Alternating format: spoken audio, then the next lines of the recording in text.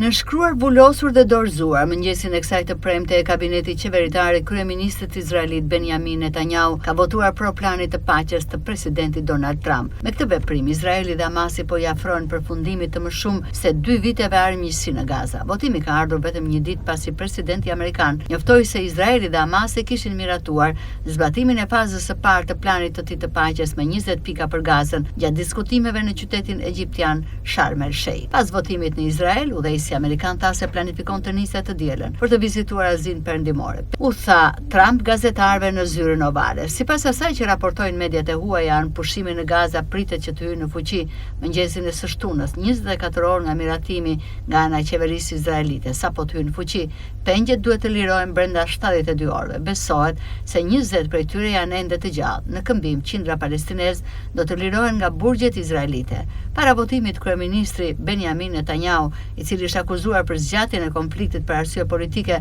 falenderoi presidentin e Shteteve të Bashkuara të Amerikës Donald Trump për rolin e tij në ndërmjetësimin e marrëveshjes. Mëngjesin e sotëm, qeveria izraelite përmes një deklarate përshtyp njoftoi se miratoi fazën e parë të marrëveshjes së armëpushimit në rripin e Gazës dhe lirimin e pengjeve. Qeveria sapo ka miratuar kornizën për lirimin e të gjithë pengjeve, si të gjallë ashtu dhe të vdekur, tha zyra e kryeministrit izraelit nëpërmjet X. Ky zhvillim lejon që marrëveshja të hyjë në fuqi. Marrëveshja e cila u arrit natën e kaluar në Egjipt bazohet në një plan 20 pikësh të njoftuar më 29 shtator nga Trump pas 2 vitesh lufte shkatruese të shkaktuar nga ofensiva e paprecedente e Hamasit në Izraelin jugor më 7 tetor 2023.